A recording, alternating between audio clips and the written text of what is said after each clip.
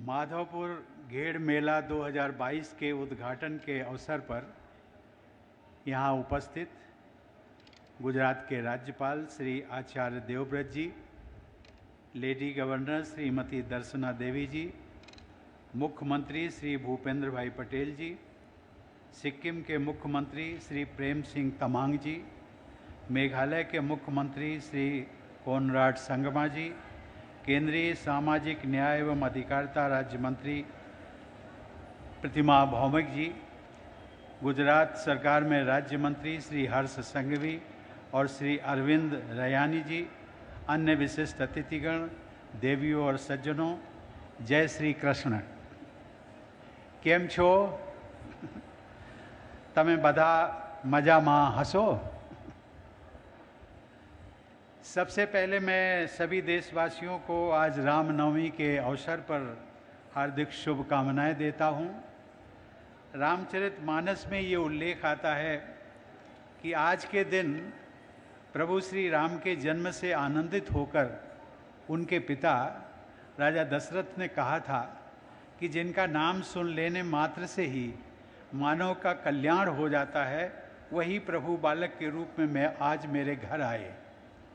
इसी बात को आगे चलकर के गोस्वामी तुलसीदास जी ने भी अपने शब्दों में इस प्रकार लिखा, जाकर नाम सुनत शुभ होई, मोरे गृह आवा प्रभु सोई।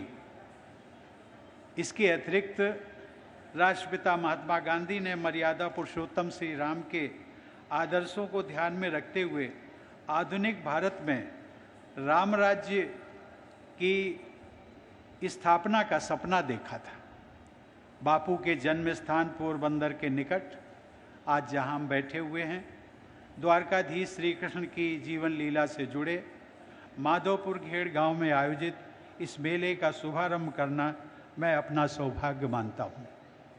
मुझे यह जानकर प्रसन्नता हुई कि सन 2018 से गुजरात सरकार द्वारा केंद्र सरकार के संस्कृति मंत्रालय के सहयोग से प्रतिवर्ष इस मेले का आयोजन किया जा रहा है। मुझे बताया गया है कि आज माधवपुर के अलावा गुजरात के लगभग 20 मंदिरों में इसी प्रकार का उत्सव आयोजित किया गया। यह भी प्रसन्नता की बात है कि इस वर्ष और बड़े पैमाने पर मेले के आयोजन में उत्तर पूर्वी क्षेत्र विकास मंत्रालय ने भी सहयोग किया है।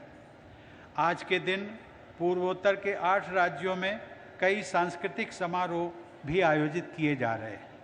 मैं आशा करता हूं कि हमारी सांस्कृतिक परंपरा में इस मेले की एक विशेष पहचान रहेगी।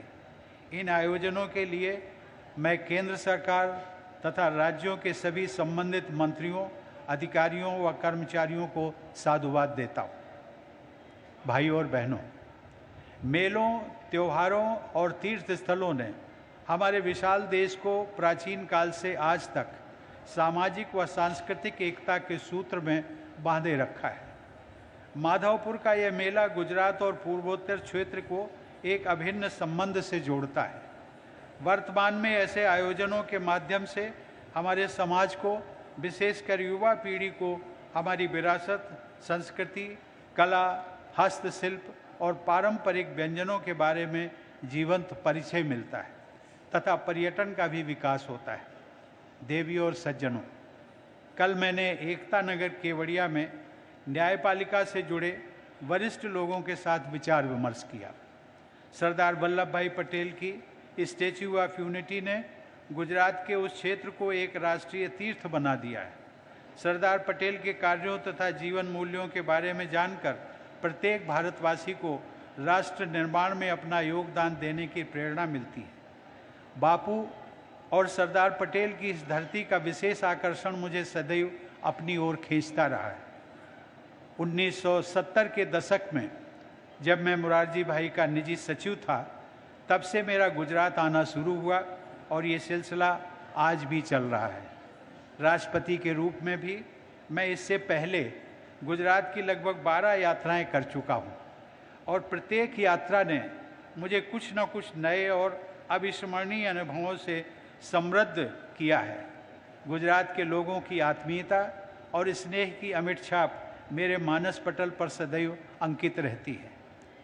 ईश्वर की कृपा से आज मुझे द्वारका धाम का दर्शन करने तथा बांके बिहारी श्री कृष्ण और रुक्मिणी जी के दैवी मिलाप से जुड़े इस मेले का शुभारंभ करने का अवसर प्राप्त हुआ।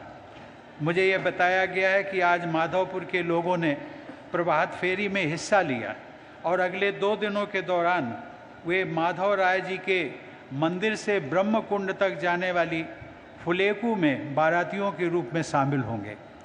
मुझे बताया गया कि यहाँ मुरलीधर श्री कृष्ण और रुक्मिणी जी के विवाह से जुड़े समारोहों का शुभारंभ रामनवमी के दिन किया जाता है। द्वादशी के दिन विवाह संपन्न होता है और त्रयोदशी के दिन विदाई होती है। मर्यादा पुरुषोत्तम श्री राम के जन्मोत्सव को मुरलीधर श्री कृष्ण के विवाहोत्सव से जोड़ने के पीछे देशवासियों की वह सामूहिक चेतना है जो सृष्टि चलाने वाले विष्णु जी के दोनों अवतारों को मूलतः एक ही परमात्मा के 2 रूपों को एक ही तरह देखती है।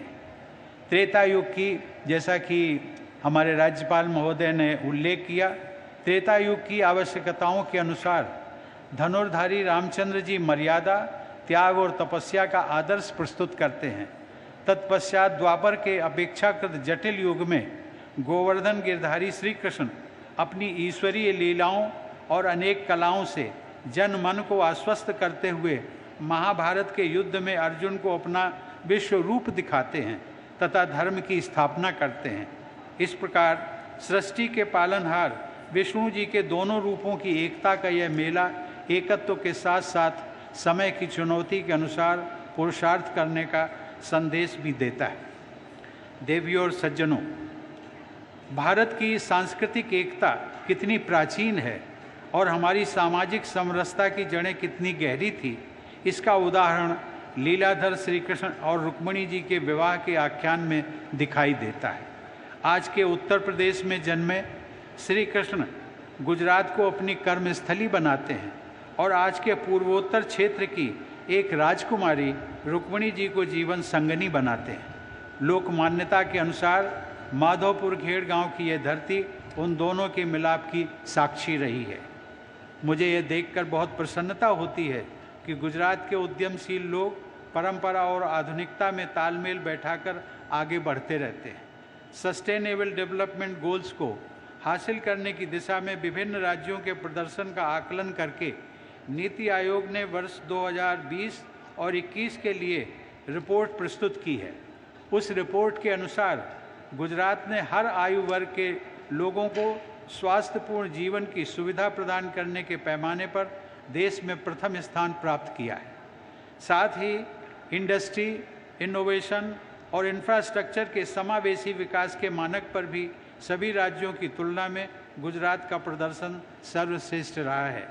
ऐसी उपलब्धियों के लिए गुजरात के राज्यपाल आचार्य देवव्रत, मुख्यमंत्री श्री भूपेंद्र भाई पटेल, गुजरात सरकार की पूरी टीम तथा राज्य के सभी निवासियों को मैं इस उपलब्धि के लिए बधाई देता हूँ। इस मेले का आयोजन तथा साथ ही गुजरात के अनेक मंदिरों और पूर्वोत्तर भारत के अनेक स्थानों में इस अवसर पर विभिन्न समारोहों का आयोजन भारत की सांस्कृतिक, आध्यात्मिक और सामाजिक एकता का महोत्सव है। मुझे प्रसन्नता है कि पूरे देश के लोगों को भावनात्मक स्तर पर जोड़ने का ये उत्सव आज़ादी के अमृत महोत्सव के साथ ही मनाया जा रहा है। हम सब जानते हैं कि गुजरात में ही 12 मार्च 2021 को साबरमती आश्रम से आज़ादी के अमृत महोत्सव का शुभारंभ हुआ था।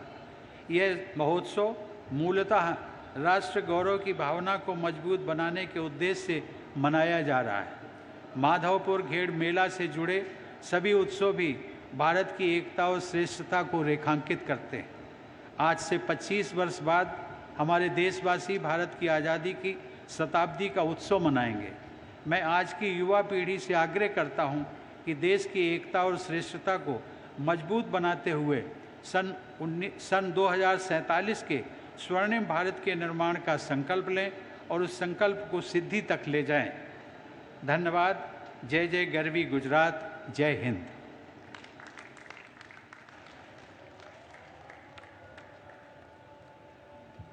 महामहिम राष्ट्रपति जी, आपके उत्साहपूर्ण संबोधन और आपकी उपस्थिति के लिए हम धन्यवाद करते हैं। अब मैं समस्त सभागण को राष्ट्रगान के लिए खड़े होने के लिए विनंती करती हूँ। Please stand up for national anthem.